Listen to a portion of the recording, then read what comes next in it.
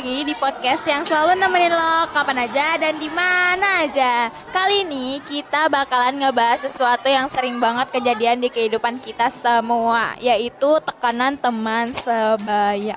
Pernah gak sih lo ngerasa harus ikut-ikutan sesuatu biar tetap diterima di tongkrongan lu?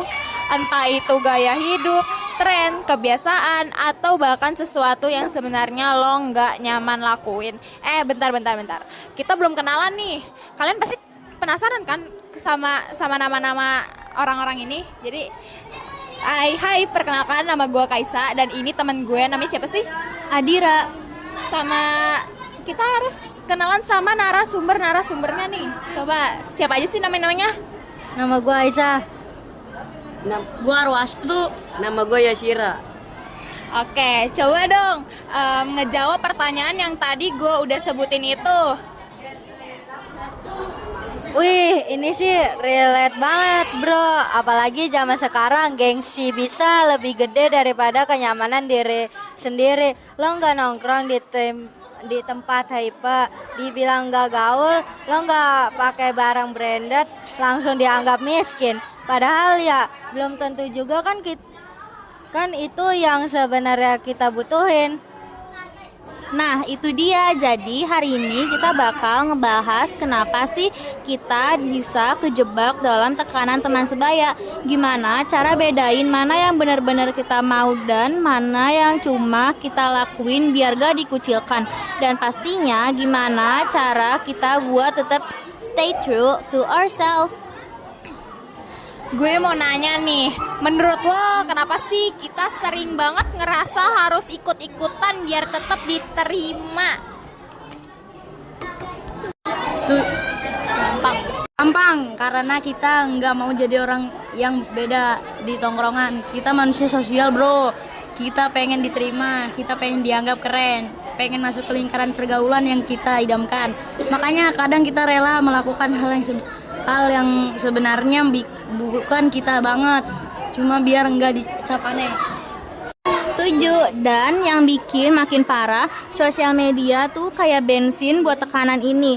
Kita ngelihat orang flexing, nongkrong di tempat mewah, punya barang-barang mahal, terus kita jadi ngerasa, wah gua harus kayak gini biar tetap bisa masuk di circle ini. Padahal kalau dipikir-pikir, buat apa sih kita maksain sesuatu yang bukan kita? Nah ini juga nggak cuma soal gaya hidup doang. Ya, tapi juga kebiasaan nggak minum alkohol atau nggak ikut-ikutan hal negatif lainnya. Tapi karena teman-teman lo ngelakuin, lo jadi kepikiran buat ikut. Karena kalau lo nolak pasti ada yang ngomong, ya lu cupu banget sih. Persis, dan yang paling bikin kesal, kadang bikin gak sadar kalau kita sebenarnya sedang dipaksa buat berubah. Kita mikir, sekali ini doang lah, tapi ternyata dari sekali jadi keterusan dan makin lama makin susah buat nolak. Oke, sekarang kita bahas gimana sih cara ngedetect kalau lo udah masuk ke dalam tekanan teman sebaya yang toksik. Nah, ini penting banget nih. Gue kasih beberapa tanda kalau lo udah kejebak dalam tekanan pressure yang gak sehat. Lo sering merasa nggak nyaman tapi tetap maksa ikut. Kalau lo sering bilang iya padahal hati lo bilang enggak, itu lo udah refleks. Lo mulai ngelakuin sesuatu cuma biar diterima. Misalnya lo sebenarnya nggak suka kopi, tapi karena geng lo suka ngopi di kafe mahal, lo jadi maksa ikutan. Lo takut dikucilin kalau nolak.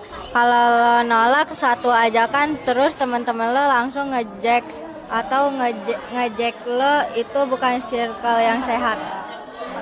Lo mulai kehilangan jati diri kalau lo udah nggak bisa bedain mana yang benar-benar lo mau dan mana yang cuman lo lakuin karena tekanan. Berarti lo udah terlalu jauh keikut arus.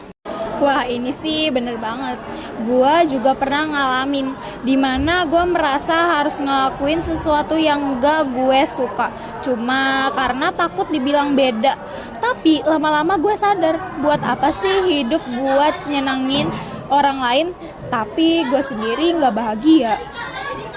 Oke, sekarang kita bisa masuk ke bagian paling penting. Gimana sih caranya biar kita bisa tetap punya hubungan yang baik sama teman, tapi nggak keikut arus dalam tekanan mereka. Oke, ini beberapa cara yang bisa lo coba. Kenali prinsip dan batasan lo. Lo harus tahu mana yang bisa lo toleransi dan mana yang enggak. Kalau lo udah punya batasan yang jelas, lo nggak akan gampang keikut arus. Pilih lingkungan yang sehat. Teman yang baik itu nggak bakal ngejut lu cuma karena lu beda. Kalau lu ada di circle yang toksik, udah waktunya cabut. Berani bilang nggak, nolak itu bukan berarti lo nggak asik. Justru makin lo bisa tegas, makin lo dihargai. Dan kalau lo ada yang masih maksa, well, mereka bukan teman yang benar peduli sama lo. Jangan takut sendirian. Kadang kita takut nolak karena takut kehilangan teman. Tapi percaya deh, lebih baik sendirian dulu daripada dikelilingi orang yang bikin lo gak nyaman. Setuju banget. Dan kalau lo udah terlanjur masuk dalam tekanan itu, pelan-pelan belajar buat keluar. Lo gak perlu ngejelasin ke semua orang alasan lo berubah. Yang penting lo nyaman dengan pilihan lo sendiri. Jadi kesimpulannya, tekanan teman sebaya itu real dan bisa kejadian ke siapa aja. Tapi kita tetap punya pilihan mau ikut arus atau tetap pegang prinsip kita sendiri. Yang penting jangan sampai lu kehilangan jati diri lu sendiri cuma buat diterima orang lain. Bener banget, dan kalau lo lagi ngalamin ini, tenang, lo nggak sendirian. Banyak banget orang yang ngalamin hal yang sama. Yang penting lo sadar bahwa lo punya hak buat milih apa yang terbaik buat diri lo sendiri. Fix, oke. Segitu dulu obrolan kita hari ini. Jangan lupa buat stay true to yourself. Jangan takut jadi diri sendiri. Sampai ketemu di episode selanjutnya guys. Jadi keren itu bukan soal ikut-ikutan, tapi soal berani jadi diri sendiri. Oke, sebelum kita masuk lebih dalam, kita bahas dulu nih, apa aja sih bentuk tekanan teman sebaya yang sering terjadi? Nah, ini menarik. Banyak orang mikir tekanan teman sebaya itu cuma soal gengsi atau gaya hidup. Padahal kalau kita breakdown lebih dalam, ada beberapa bentuk peer pressure yang sering kita alami. Contohnya, tekanan gaya hidup, lo dipaksa buat ngikutin tren biar tetap dianggap keren. Contohnya harus pakai barang branded, nongkrong di tempat mahal, atau punya gadget terbaru. Tekanan akademi atau kerja, kadang di circle kita ada tekanan buat selalu jadi yang terbaik. Misalnya kalau di sekolah lo harus dapat nilai tinggi biar tetap dianggap pintar. Tekanan pergaulan, ini yang paling bahaya.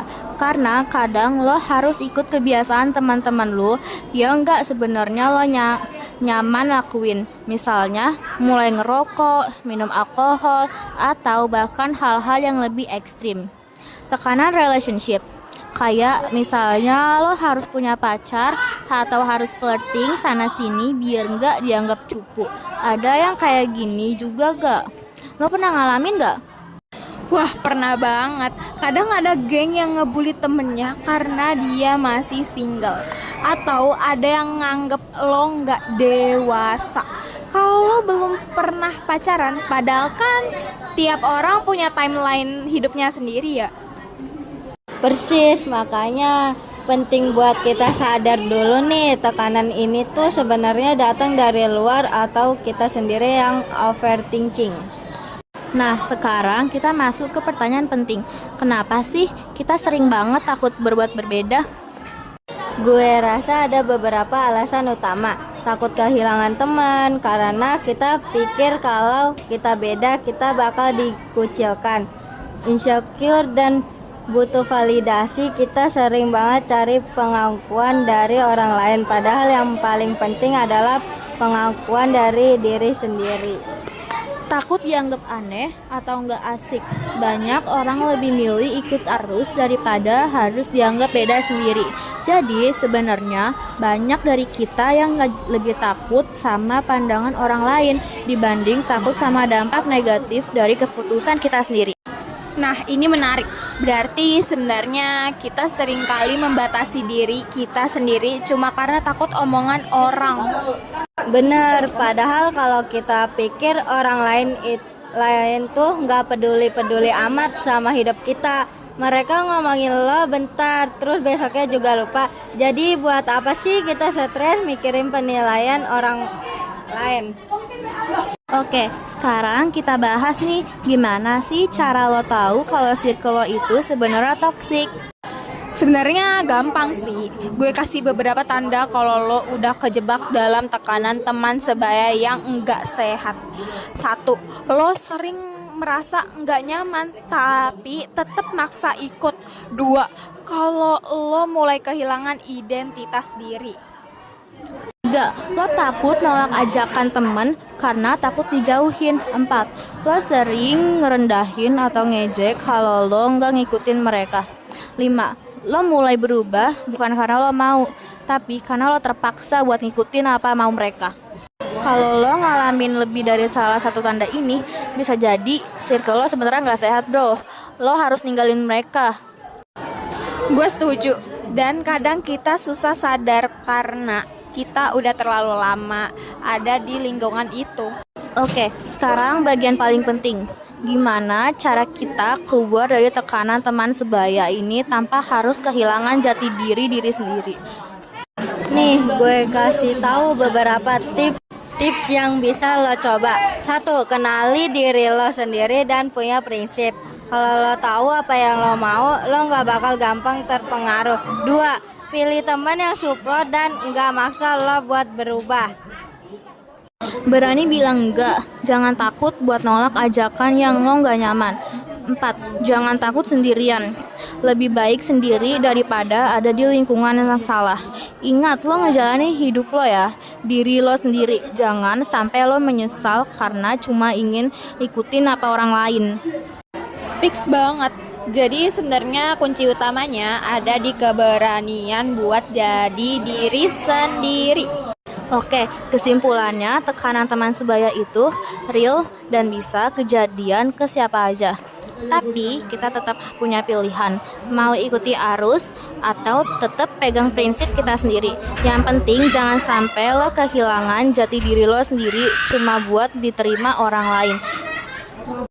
Pokoknya kata gue ya, jangan takut deh pokoknya kalau sendirian. Soalnya lu kalau kayak gimana ya? Kalau lu sendiri berarti lu udah ada tanda-tanda lu udah keluar dari yang namanya lingkungan toksik. Pokoknya pertemanan yang toksik deh pokoknya. Gimana ya? Terus kalau misalkan lu lagi kayak diajak nih temen lu kayak diajak buat minum-minum, narkobaan, pokoknya gitu, lu harus bisa nolak semua itu. Ada beberapa alasan mengapa seseorang bisa mudah terpengaruh oleh tekanan teman sebaya. 1. Keinginan untuk diterima. Kita semua ingin merasa menjadi bagian dari kelompok, dan kadang kita rela melakukan sesuatu demi diterima oleh teman-teman. 2. Takut dikucilkan. Banyak orang merasa khawatir akan dijauhi jika tidak mengikuti apa yang dilakukan kelompoknya. 3. Kurangnya kepercayaan diri. Orang yang kurang percaya diri lebih mudah mengikuti arus tanpa mempertimbangkan konsekuensinya. 4. FOMO. Takut ketinggalan tren atau merasa tidak gaul bisa mendorong seseorang untuk ikut melakukan sesuatu tanpa berpikir panjang. Jika tidak disikapi dengan bijak, tekanan teman sebaya bisa membawa dampak negatif seperti melakukan hal yang bertentangan dengan nilai pribadi, menurut kepercayaannya diri, karena selalu mengikuti orang lain tanpa mempertimbangkan diri sendiri, mengalami stres dan kecemasan akibat terpaksa melakukan sesuatu yang tidak diinginkan. Bagaimana sih cara menghindari tekanan negatif ini? 1. Kenali nilai dan batasan diri. Pahami apa yang benar-benar penting bagi diri sendiri dan tetap berpegang pada nilai tersebut. 2. Belajar berkata tidak dengan tegas. Jangan takut menolak ketika merasa tidak nyaman dengan suatu ajakan. Jadi, teman-teman, tekanan teman sebaya itu nyata alias real. Tapi bukan berarti kita harus selalu mengikutinya.